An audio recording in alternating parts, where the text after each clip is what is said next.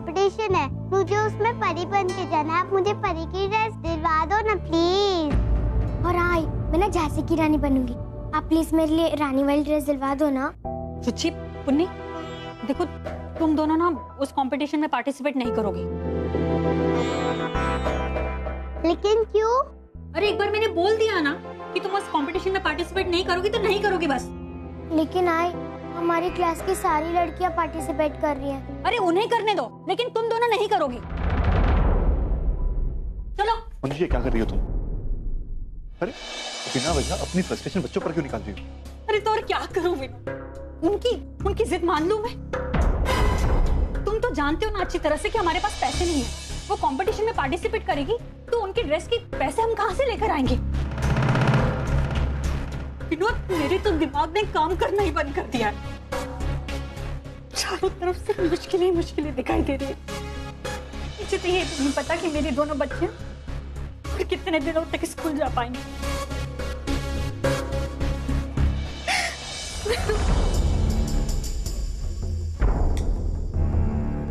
विनोद, तुम एक काम करो, तुम्हारे इतने सारे दोस्त हैं, तुम उनमें से किसी से उधार नहीं ले सकते क्या? मंजू, तुम्हें क्या लगता है कि मैंने ट्राई नहीं किया? सभी दोस्तों से बात कर चुका हूं मैं, लेकिन कोई भी मदद करने को तैयार ही नहीं है। और मदद करे भी क्यों? जिस इंसान के पास ना तो नौकरी है ना धंधा, उस इंसान को पैसे देकर कौन अपने पैसों को डुबाना चाहेगा? बाकी रहे रिश्तेदार, तो तुम्हारी करतूतों ने मुझे इस लायक भी नहीं छोड़ा कि मैं उनके पास जाकर मदद मांग सकूं। क्या? विनोदी, तुम क्या कह रहे हो? मतलब ले देकर तुम सिर्फ मुझ पर ही उंगली उठाते हो? और तुम्हें एक बात कहूं, मैंने तुमसे नहीं कहा था कि तुम अपनी उन बहनों से रिश्ता तोड़ो। वही सब नकचड़ी हैं जिन्होंने तुमसे रिश्ता तोड़ा। उसके पीछे रीजन था मंजू। हमने आई को घर से बाहर निकालकर कोई गलती नहीं की हमने। वो थी इतनी मनुष्य कि उन्हें घर से बाहर निकालने के अलावा हमारे पास और कोई चारा नहीं बचा था। और उनकी मनुष्यत तो देखो, अरे गई तो गई, लेकिन हमें कितनी बददुआएं देकर गई कि आज हम भुगत रहे थे ना। अरे तुमसे तो बात करना ही बेकार है। अरे तो मत करो ना, मैंने तुम्हें कब कहा कि तुम मुझसे बात करो? छोड़ो ये सब, इस बारे में सोचो कि घर का लोन कैसे चुकाएंगे और इस घर को बचाने का रास्ता ढूंढो। सारे रास्ते बंद हो चुके हैं मंजू। वर्षु और वैशु, वो तो हमें अपने दरवाजे पर खड़ा भी नहीं रखेंगे। हाँ, सिर्फ एक मानव है जो बीती बातें भुलाकर हमारी मदद कर सकता है। क्या? मानव? विनोद, कैसी बातें कर रहे हो तुम? उसके सामने जाकर हाथ फैलाएंगे कि हमें पैसे दे दो? अरे मैं घर से बेघर आ जाऊंगी, रास्ते पर आ जाऊंगी, लेकिन उस जैसे इंसान के सामने हाथ फैलाना। अरे मंजू, पागलों जैसी बातें मत करो। वैसे भी तुम्हारी ईगो की वजह से आज हमें यह दिन देखना पड़ रहा है। मानव एक अच्छा इंसान है, उसके बुरे वक्त में इस घर ने उसकी मदद की थी, तो मानव इस घर को नीलाम नहीं होने देगा। और मंजू, सिर्फ मानव ही एक ऐसा इंसान है जिसके पास इतने पैसे हैं कि वो इस घर को बचा सके। नहीं नहीं, हमें कोई और रास्ता ढूंढना ही होगा। मुझे ये सब मंजूर नहीं है। तुम किसी और से मदद मांगो। किससे? तुम्हारे घर वालों से? तुम मेरे घर वालों को क्यों बीच में लेकर आ रहे हो? तुम तो जानते हो ना कि उनके हालात इस वक्त कैसे हैं। और बाय द वे, अगर मेरी आई के पास में पैसा होता ना तो वो ये नौबत ही नहीं आने देती। अरे कब का लोन चुका दिया होता उन्होंने। अरे छोड़ो, सबके रंग देख चुका हूं मैं। देखो मंजू, इस समय सिर्फ मानव ही एक ऐसा इंसान है जो हमारी मदद कर सकता है। इसलिए जैसा मैं कहता हूं वैसा करो।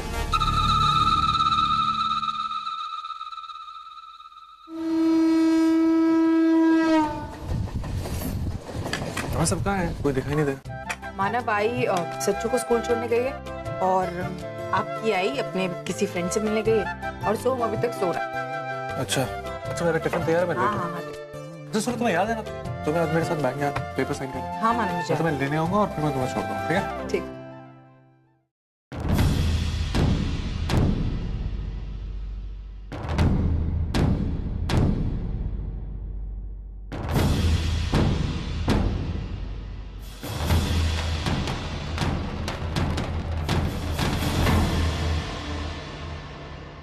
आप लोग यहाँ क्यों आए? अरे चू, क्या हम अंदर आकर? एक सेकंड, अंदर आने की कोई जरूरत नहीं। जो कहना वही से कहिए। अर्चू, मानव, हम बहुत बड़ी मुश्किल में फंस गए हैं। अगर तुम हमारी मदद कर सको तो।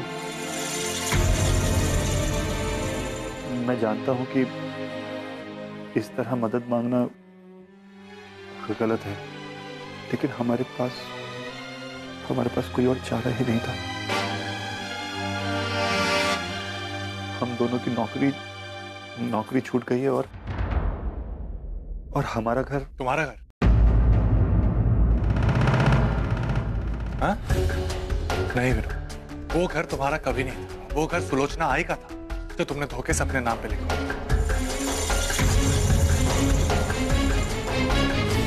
अब बस भुगतो। मानव, शायद तुम सही कह रहे हो, ये सब कुछ हमारे किए की ही सजा है, लेकिन मानव, पुरानी बातों को बदला नहीं जा सकता ना।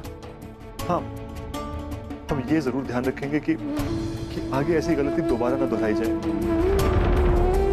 फिलहाल मानव, प्लीज तुम हमें मुश्किल से निकालो।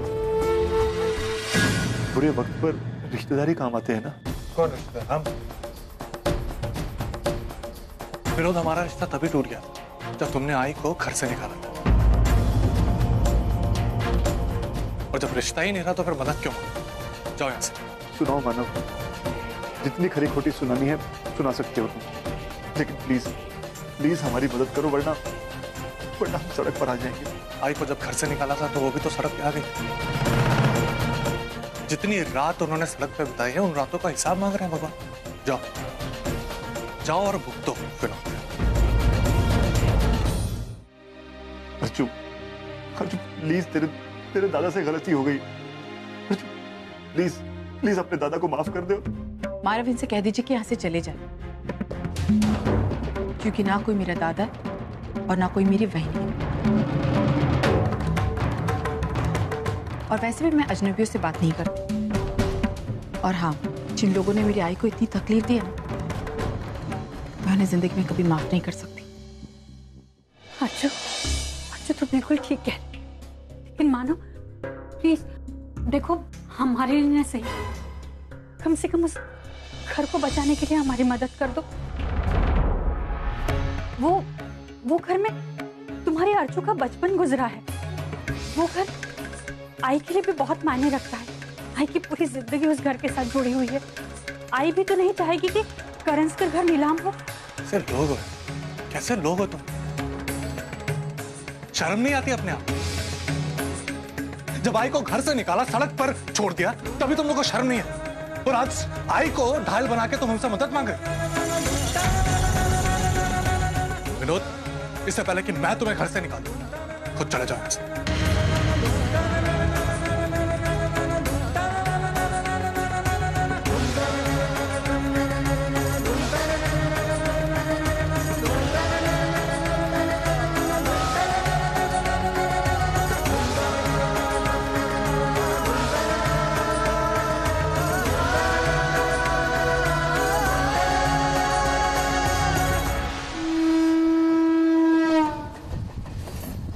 बैठिए। बोलो क्या बात? एक्चुअली धर्मेश, पिछले काफी महीनों से हमारी फाइनेंशियल कंडीशन अच्छी नहीं चल रही है। उस मुसीबत से उबरने के लिए हमने लोन लिया था, और अभी ना तो मंजू की नौकरी रही है और ना ही मेरी। इस वजह से हम EMI नहीं चुका पाए। इसका नतीजा ये हुआ कि फाइनेंसर हमारे घर को नीलाम कर रहा है।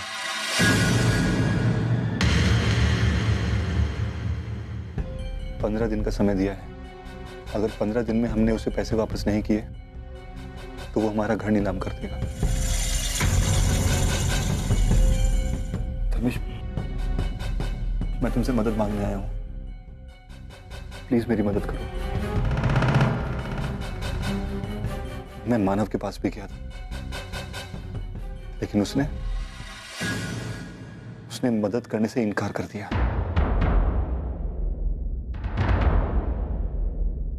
विनोद, तुम एग्जैक्टली मुझसे क्या चाहते हो? धर्मेश, मैं पैसों की मदद चाहता हूं तुमसे। मैं बस एक बार अपना घर बचा लूं, फिर तुम्हारी पाई पाई चुका दूंगा।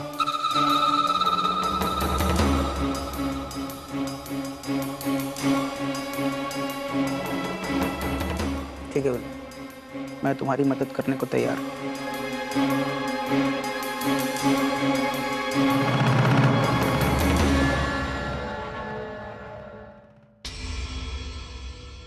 लेकिन मेरी एक शर्त है।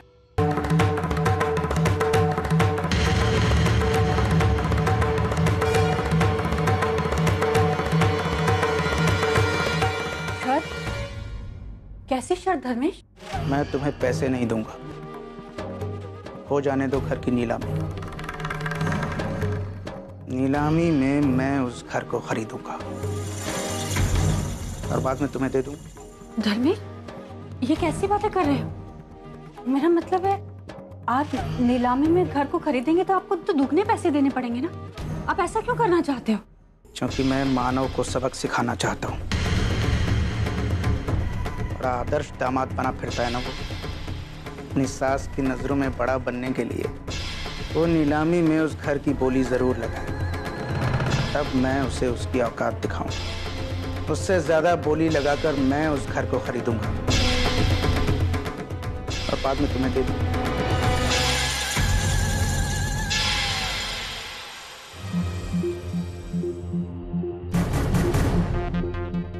अगर तुम्हें मंजूर है तो बोलो।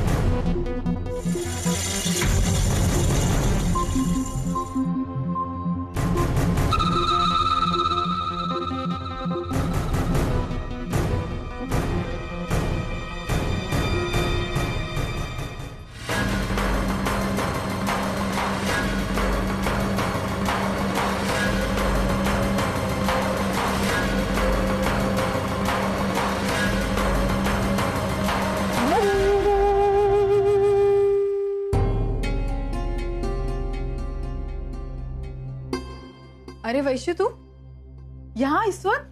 कैसी है तू? अनिकेत और वरुण का है, वो लोग नहीं आए?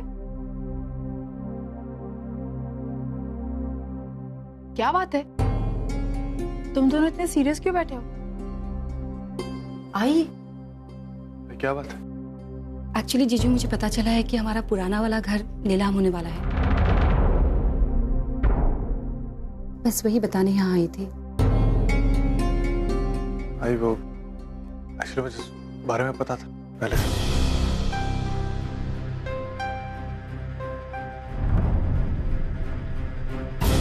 मानव, तुम्हें ये सारी बातें पता थी और तुम लोगों ने कुछ बताया नहीं मुझे? आई एक्चुअली वो मैं आज सुबह आपको बताने ही वाला था, लेकिन वो आप थे नहीं ना सुबह। मुझे एहसास है कि आपको कैसा लग रहा हो, कितना बुरा लग रहा हो, कितने प्यार से आपने उस घर को सींचा है और आज वो नीलाम। लेकिन मैं आपसे वादा करता हूँ, अगर आपके एक बेटे ने उसे दांव पे लगाया तो आपका दूसरा बेटा उस घर को वापस लेके आएगा।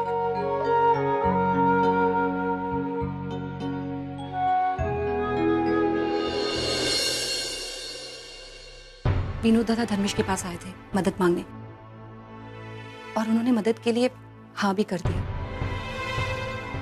ताकि वो आपको नीचा दिखा सके। मुझे कुछ करना होगा। नहीं मानव, तुम्हें कुछ करने की जरूरत नहीं। क्यों है? क्योंकि मैं चाहती हूँ कि विनोद और मंजूषा बेघर हो जाए। उन्हें भी पता चले कि जब किसी को अपने घर से निकाला जाता है तो उसे कैसा महसूस होता है। नहीं, तुम्हें मेरी कसम, तुम उस नीलामी में हिस्सा नहीं लो। लेकिन आई वो तेरा घर है। अगर ये घर तेरी आंखों के सामने इस तरह चला गया तो मुझे कैसा लगेगा? पता नहीं अर्जुन, वो तुम्हें नहीं बता सकता, लेकिन ये भी सच है कि विनोद और मंजूषा को उनके किए की सजा जरूर मिलनी चाहिए।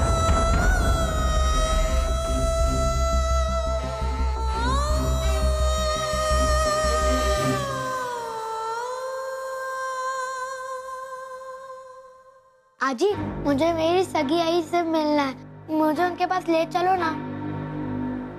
अरे बेटा, आज नहीं, हम कल जाए। नहीं आजी, मुझे उनके पास अभी जाना है, उनसे अभी मिलना है। या तो मुझे वहाँ पे ले चलो या तो नहीं यहाँ पर बुला। अरे बेटा, अच्छे बच्चे जिद नहीं किया करते। देख, वो आंटी है ना, उसको हम यहाँ नहीं बुला सकते। उसको बहुत काम रहता है ना, बहुत बिजी रहती है बेटा वो। इसका मतलब उनके पास मेरे लिए भी वक्त नहीं है? तो फिर अर्चना में और उनमें क्या फर्क है? तो फिर वो भी उतनी ही बुरी है।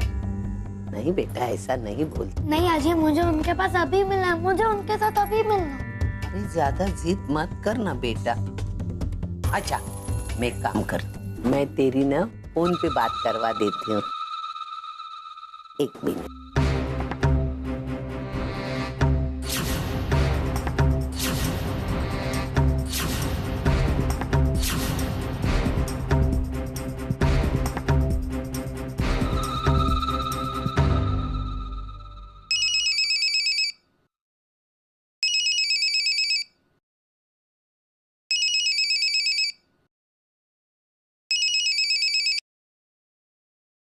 हाय, बोलिए। अरे श्रावणी बेटा, सचिन बहुत जिद करके बैठा कि तुझसे मिलने के लिए। तो मैंने कहा आज नहीं कल मिलते हैं, क्योंकि उसकी तबीयत जरा ठीक नहीं ना बेटा। आई, क्या हुआ सचिन को? कुछ नहीं, हल्का सा बुखार आया है। श्रावणी एक काम करना, उससे 2 मिनट बात कर, उसको बहुत अच्छा लगेगा। हाँ, दीजिए फोन। हेलो सचिन, कैसे हो तुम? मैं ठीक हूँ, मुझे आपसे मिलना है। हाँ बेटा, लेकिन अभी तुम्हारी तबीयत ठीक नहीं है ना? तुम्हें अपनी आजी की बात माननी चाहिए, और जैसे ही तुम ठीक हो जाओगे तुमसे मिलने चले आना। तब तक तुम अपना ख्याल रखना। ठीक है आंटी, लेकिन फिर जब मैं ठीक हो जाऊंगा तभी हम बाहर घूमने जाएंगे। सुन लिया, बहुत जिद कर रहा था ना, इसके लिए तुझे तकलीफ दी। हाँ, बुरा मत मान बच्चा। और ये तुझे मालूम है, ये बच्चा भी तेरे पे गया है। उसको लोगों से जल्दी ज्यादा लगा हो जाता है, और अच्छे लोगों के साथ तो ज्यादा ही होता है। रखू फोन? सचिन का ख्याल रखना। अरे हाँ बेटा, ख्याल रखूंगी मैं, तू चिंता मत कर।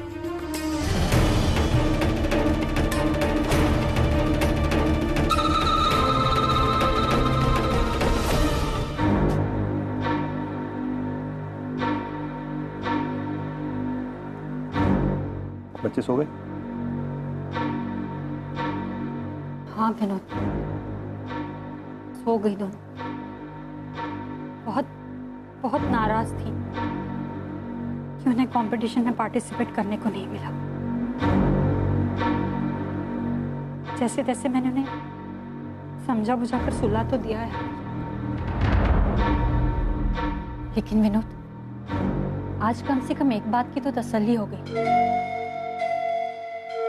ये घर हमारे हाथ से नहीं जाएगा। मंजू, पता नहीं क्यों, पर मुझे धर्मेश पर पूरी तरह से यकीन नहीं हो रहा है। बल्कि मुझे तो ऐसा लग रहा है जैसे हमने धर्मेश से मदद मांगकर और उसकी शर्त को मानकर बहुत बड़ी गलती कर दी। कहीं ऐसा तो नहीं कि वो हमारी मदद करने की बजाय 4 लोगों में हमारी बेइज्जती कर दे? नहीं, मैं उसे ऐसा नहीं करने दूंगा।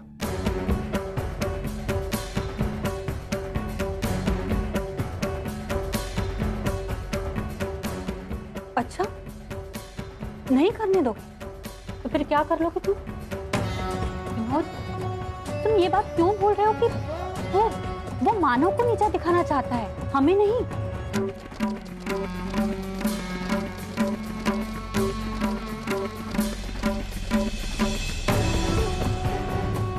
पर मंजू, धर्मेश एक ऐसा इंसान है जिस पर भरोसा नहीं किया जा सकता। विनोद, मैं ये बात अच्छी तरह जानती हूँ कि धर्मेश भरोसे लायक इंसान नहीं है, लेकिन मुझे ये बात बताओ कि उस पर भरोसा करने के अलावा हमारे पास और कोई रास्ता है? नहीं ना?